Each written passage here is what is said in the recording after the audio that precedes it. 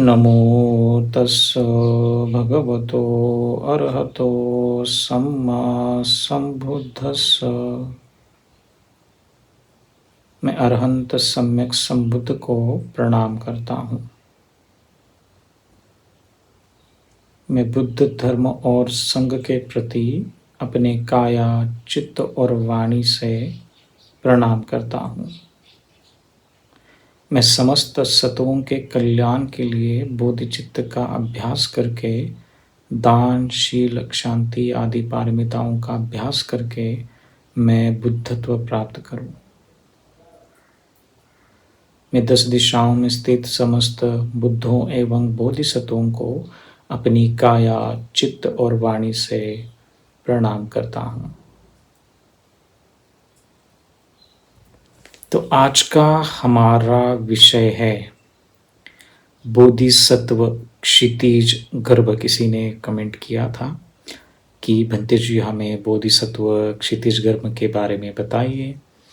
तो शायद आपने सुना होगा और देखा भी होगा कि बोधिसत्व जो क्षितिज गर्भ है वो क्या है, कैसे दिखते हैं, उसके बारे में भी आज हम बात करेंगे। और साथ ही साथ उनकी विशेषताएं क्या है, उनका महत्व क्या है, उन्होंने किस प्रकार से प्रण लिया है कि समस्त सत्वों के कल्याण के लिए वो किस प्रकार से कार्यरत है, इस पर आज हम बात करेंगे। तो बोधिसत्व क्षितिज गर्भ। बोधिसत्व हमने पहले भी बात की है, लेकिन फिर से हम बताएं। बोधिसत्व ऐसा व्यक्ति होता है कि जो बोधिचित्त का अभ्यास करके उसके पश्चात उसमें बोधिचित्त निर्माण होता है। वो एक ध्यान की अवस्था है और उसके बाद ही व्यक्ति बोधिसत्व कहलाता है। और 5 मार्ग होते हैं: संभार मार्ग, प्रयोग मार्ग, दर्शन मार्ग, ध्यान मार्ग, अक्षैष्य मार्ग। तो इस प्रकार से समझना चाहिए। तो संभार मार्ग में प्रवेश करने के बाद ही व्यक्ति बोधिसत्व कहलाता है। तो इस माने में बोधिसत्व कि जो आगे जाकर निश्चित रूप से बुद्धत्व प्राप्त करेगा। अब बारी आती है क्षितिज गर्भ। क्षितिज है, क्षितिज का अर्थ हम यहां ऐसा समझेंगे कि जैसे क्षितिज आकाश, कभी कभी हमें लगता है जब हम दूर से देखते हैं कि ऐसा लगता है कि आकाश किसी जमीन को छू रहा है, क्षितिज। और गर्भ माने उसका स्थान।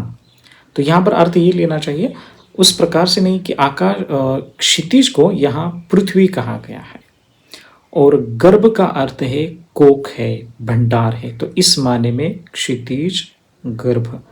और बोधिसत्व जो होते हैं उनका अलग अलग प्रण है। जैसे मैंने पहले भी बात की, आप वीडियो की लिस्ट में जाके देख सकते हो। बोधिसत्व वज्रपाणी है, तारा है, अवलोकितेश्वर है, मंजूश्री है, ऐसे बहुत सारे बोधिसत्व, मैत्रेय है। उनके अपने अलग अलग प्रण हैं, अलग अलग सिग्निफिकेंट है। तो वैसे ही क्षितिज गर्भ बोधिसत्व का भी एक अलग और विशेष महत्व है। क्या महत्व है? क्षितिज गर्भ बोधिसत्व जो कि कोख माने माँ के, मतलब धरती के कोख में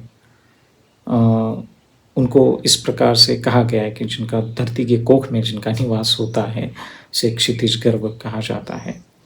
यह इस बात का प्रतीक है कि करुणा और सद्गुण पृथ्वी की तरह विशाल और दृढ़ होते हैं।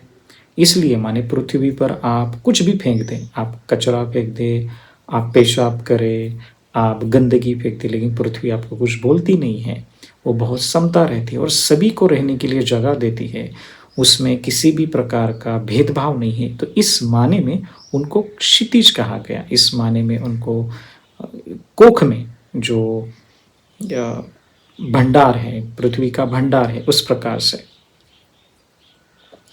तो उनकी अपनी एक प्रतिज्ञा होती है। हर एक बोधिसत्व की कुछ ना कुछ प्रतिज्ञा है तारा की अलग है, बोधिसत्व अवलोकितेश्वर की अलग है, मंजूश्री की अलग है और मैत्रेय बुद्ध की अलग है। वैसे महायान में बहुत सारे बोधिसत्व हैं, उनके अपने अलग अलग प्रण हैं। जैसे अक्सर मैं उदाहरण दिया करता हूँ कि डॉक्टर्स जो होते हैं वो अलग अलग, कोई कार्डियोलॉजिस्ट है, डर्मोलॉजिस्ट है, त्वचा रोग है, हृदय का चिकित्सक होता है, और आपके आँखों का चिकित्सक होता है, हाथ का, हड्डियों का चिकित्सक होता है। तो वैसे ही अलग अलग उनके अपने अपने एक विशेषताएं हैं।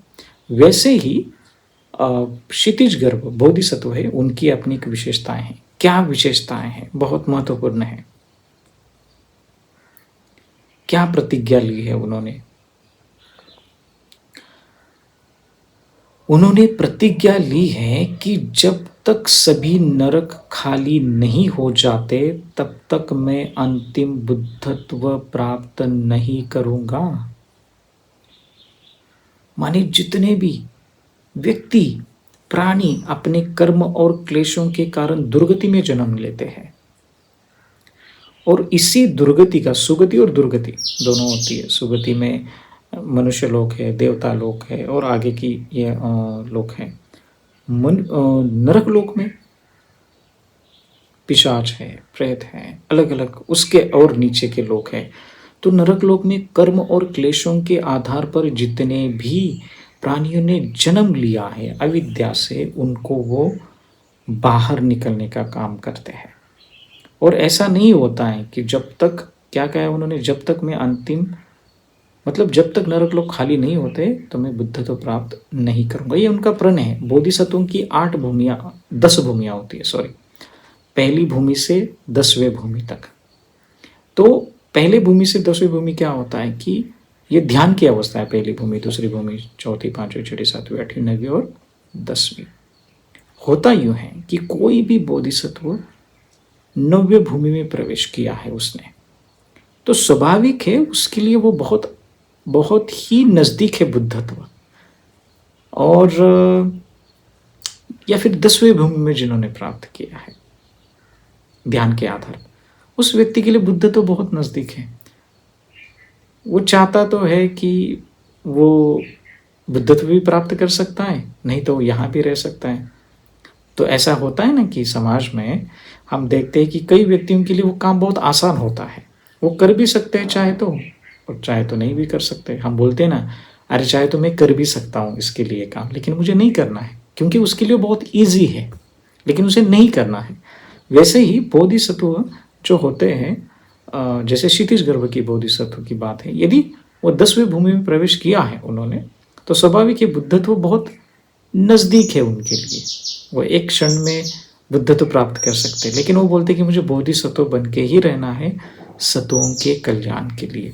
तो इसलिए वो बोलते हैं कि मैं बुद्धत्व प्राप्त, ज्ञान प्राप्त नहीं करूंगा। इसका मतलब यह है कि उन्होंने सभी पीड़ित प्राणियों, विशेष रूप से नरक लोकों में फंसे प्राणियों की मुक्ति के लिए अथक रूप से काम करने के लिए स्वयं के पूर्ण ज्ञान को स्थगित करने की प्रतिज्ञा ली है। माने जब तक ये संसार में, या फिर क्या कहें, नरक लोक में जितने भी प्राणी हैं उसको दूर करने का वो प्रयास कर रहे हैं। इसलिए पूर्ण ज्ञान माने सम्यक संवित्ति को थोड़ा सा उन्होंने स्थगित किया है। उन्हें अक्सर अधोलोक के बोधिसत्व के रूप में देखा जाता है, लेकिन उनकी करुणा किसी भी प्रकार की पीड़ा में फंसे सभी प्राणियों तक फैली हुई है। बोधिसत्व जो होता है वो अनंत करुणा होती है उसमें। तो ऐसा नहीं कि केवल वो नरक में फंसे हुए प्राणियों तक ही सीमित है उनकी करुणा, ऐसा नहीं है। हम उनका मंत्र का जाप भी करते हैं अथवा उनकी पूजा भी करते हैं तो उनके लाभ हमें आएंगे। लेकिन विशेष करके जैसे आप किसी डॉक्टर के पास जाते हो, जैसे आप न्यूरोलॉजिस्ट के पास जाते हो, आपको सर्दी खांसी जुकाम हुआ है, फिर भी आप जाते हो, कोई डॉक्टर अवेलेबल नहीं है। अब इसका मतलब ये नहीं कि आप उसके पास गए हो, उस डॉक्टर के पास, और आपको सर्दी खांसी बुखार है तो न्यूरोलॉजिस्ट आपका इलाज नहीं करेगा। बिल्कुल करेगा। वो आपको कुछ प्रिस्क्रिप्शन दे सकता है, कुछ मेडिसिन दे सकता है। वो ये नहीं कहता कि नहीं नहीं मैं नहीं कर सकता क्योंकि मैं केवल न्यूरोलॉजिस्ट हूँ, ऐसा नहीं होता है। तो वैसे ही बोधिसत्व जो थे, लेकिन उनका मुख्य काम क्या है? न्यूरोलॉजिस्ट का मुख्य काम क्या है? नसों के बारे में, न्यूरो के बारे में देखना, ये उनका मुख्य काम है। तो वैसे ही बोधिसत्व को हमने प्रार्थना की, क्षितिज गर्भ बोधिसत्व है, उनकी पूजा करना, मंत्र का जाप करना, उसके लाभ है। लेकिन और भी उसके आगे लाभ है। क्या लाभ है? जैसे पितृपक्ष मनाया जाता है अलग परंपरा में, कि वो ये मानते हैं कि हमारे घर में किसी का श्राद्ध है, तो हम ऑफर करते हैं, खाना ऑफर करते हैं, देवी देवताओं को, इष्ट देवताओं को ऑफर करते हैं। लेकिन ठीक वैसे ही बोधिसत्व क्षितिज गर्भ है बौद्धों के लिए। कई बार मुझे लोग पूछते हैं, बनते जी मेरे मम्मी का, भाई का, दीदी का श्राद्ध आ रहा है, मैं क्या करूं, कैसे पूजा करूं? तो मैं कहता हूं कि आप बोधिसत्व क्षितिज गर्भ की भी पूजा करें, उनका मंत्र का जाप करें अथवा दान करें उस समय पर। क्योंकि होता यूं है कि बोधिसत्व जो होते हैं उनमें अपार करुणा है, और जब हम बोधिसत्वों की पूजा करते हैं, उदाहरण से कि हम क्षितिज गर्भ बोधिसत्वों की पूजा करते हैं, तो वो उनकी की हुई पूजा हमारे जो रिलेटिव्स होते हैं, जिन्होंने नरक लोक में यदि जन्म लिया हो, जिन्होंने कहीं एक्सीडेंट में उनकी मृत्यु हो गई हो, जिन्होंने सुसाइड करके उन्होंने नरक लोक में जन्म लिया हो, सुसाइड करने के बाद चित्त की स्थिति तो आनंद और शांतिदायक तो नहीं होगी। स्वाभाविक है कि उस व्यक्ति की दुर्गति होगी, तो हमें पता है। तो हम क्या करेंगे? हम योग करेंगे कि बोधिसत्व क्षितिज गर्भ की पूजा करें। वो हमारे लिए एक मीडिएटर है, ताकि वो सतों के कल्याण के लिए वहाँ वो काम करे। अब हमें, मानो मेरा कोई घर वाले है जिनकी अघात मृत्यु हो गई, हमें लगता है कि इसने बहुत अकुशल कर्म किए हैं, हो सकता है उसकी दुर्गति हो गई हो, तो बोधिसत्व क्षितिज गर्भ की पूजा करने से वो वहाँ पर काम कर रहे हैं, तो उसका लाभ जरूर उस प्राणी को होगा जहाँ पर उसने जन्म लिया है। तो जब भी हम पितृपक्ष मनाते हैं, तो खास करके बोधिसत्व क्षितिज गर्भ की पूजा भी करते हैं, खास करके बौद्धों के लिए। और वैसे ज़रूरी नहीं कि बौद्ध ही करें, अलग लोग बोधिसत्व है, उनकी करुणा सभी के लिए समान है। ऐसे बहुत सारे लोग हैं कि जो हमें दिखाई नहीं देते हैं। ये बुद्ध ने बात कही है, बुद्ध ने सभी लोगों को देखा है। जो अरहत होता है वो भी देखता है, उनमें कुछ होता है, कैपेसिटी होती है उनमें भी। तो इसका मतलब ही नहीं कि नरक लोग, अधोगति के लोग नहीं हैं, बिल्कुल होते हैं। इसलिए तो बोधिसत्व है क्षितिज गर्भ। तो उनका चित्रण आप देखेंगे, उनकी जो फोटो देखेंगे, उन फोटो में क्या है कि क्षितिज गर्भ आमतौर एक भिक्षु के रूप में है। आप देखेंगे उन्होंने ऐसे कपड़े पहने हैं, चिवर पहना हुआ है, और साधारण वस्त्रों में है। आप जब भी किसी बोधिसत्व को देखेंगे, वो बहुत लग्जरियस होते हैं। लग्जरियस इन द सेंस कि ऑफर किया जाता है उन्हें अलंकार से, और दिखने में बहुत सुंदर होते हैं। अलंकार से मुकुट होता है, बहुत सारी चीज़ें होती है। आप कभी देखेंगे, गूगल करके आप देखिए, आर्य अवलोकितेश्वर को देखिए, तारा को देखिए, मंजूश्री को देखिए, आपको पता चलेगा वो कितने सुंदर है। लेकिन ये क्षितिज गर्भ बोधिसत्व, उन्होंने खुद मैनिफेस्ट किया है खुद को बोधि, एक बौद्ध भिक्षु के साधारण वस्त्रों में। और अवलोकितेश्वर करुणा के बोधिसत्व जैसे दिव्य राजकुमार गहनों और आभूषण में, यह दुख के लोकों में सीधे काम करने के उनके संकल्प का प्रतीक हैं। वो इतने सिंपल बन चुके हैं नरक लोक में। नरक लोक में तो अपने अलंकार वगैरह तो लेके नहीं जाएंगे। जो उनका जो लाइफस्टाइल होती है बोधिसत्वों की, वो वैसे नहीं है। वो भिक्षु बन के गए हैं वहाँ पर नरक लोक में। तो आप देखेंगे कि उनके हाथ में एक छड़ी है। जो छड़ी, इसका एक उपयोग है, वो एक दर्शाती है। छड़ी क्या है? नरक के द्वार खोलने के लिए और छोटे जीवों, कीड़ों को चेतावनी देने के लिए जाता है कि वे उन पर न चले। ये एक सांकेतिक भाषा है, उन्होंने जो छड़ी हाथ में ली है। जो सभी जीवन के प्रति उनका देखभाल को दर्शाता है। वो कीड़ों को भी उतनी ही करुणा है और नरक के दरवाजे के अंदर जितने भी प्राणी हैं उनको भी वो ये करते हैं, करुणा दिखाते हैं। और उनका ज्ञान जो है, उनके ज्ञान शिक्षा तथा प्रकाश का एक प्रतीक है और पीड़ा के जो अंधकार है वो उसको दूर करता है। और आप देखेंगे कि उनकी चारों ओर एक प्रभा मंडल है जो पीछे वेव्स निकलती है। कोई बहुत बड़ी साधना की अवस्था में पहुंचता है तो बहुत बड़ी ऐसी ऐसी रेज होती है, कांति होती है, वो आपको देखने को मिलेगी। तो उनको एक प्रकार से नरक लोक के मुक्तिदाता कहा जाता है। मुक्तिदाता इन द सेंस कि वो उनमें करुणा है। ऐसे बोधिसत्व बहुत होते हैं, जैसे आर्यावलोकितेश्वर बोधिसत्व क्या कहते हैं, यदि मेरा कोई नाम भी ले उसका कल्याण हो। कितनी बड़ी करुणा है, कोई नाम भी ले, इतने गुणों से वो प्रेरित है, इतनी करुणा है उनमें कि सिर्फ मेरा नाम लेने से मात्र से प्राणियों का पुण्य, अनंत पुण्य बढ़े। तो इस प्रकार से, तो इसलिए उनको नरक लोक से मुक्तिदाता वह प्राथमिक बोधिसत्व है कि जो वो पहले ही बोधिसत्व है कि जो नरक लोक में उतरे हैं। कितना बड़ा प्रण होगा उनका। लेकिन वैसी क्वालिटीज, वैसे गुण उन्होंने हासिल किए हैं। नरक लोक में उतरने से पहले पेशेंस से उन्होंने ऊंची अवस्था प्राप्त की है। यहाँ पर हमारा कुछ सुई चुभ जाती है हमें तो हम मोहल्ला पूरी तरह से इकट्ठा करते हैं। किसी ने हमारी चप्पल चोरी कर दी तो मोहल्ले को सुनाते हैं। आसक्ति है, अविद्या है, बोधिसत्व में नहीं होती। बोधिसत्व ऊंची अवस्था है। तो उन्होंने खुद को इस प्रकार से प्रशिक्षित किया है कि चाहे कितनी भी कठिनाइयाँ क्यों न आ जाएं, वो हमेशा वहाँ पर रहेंगे। और उनमें अलग अलग प्रकार से ये जो हमारे यहाँ पर जो भी लोग मरते हैं, जिनकी मृत्यु होती है, वो उनकी रक्षा करते हैं, ऐसा कहा जाता है।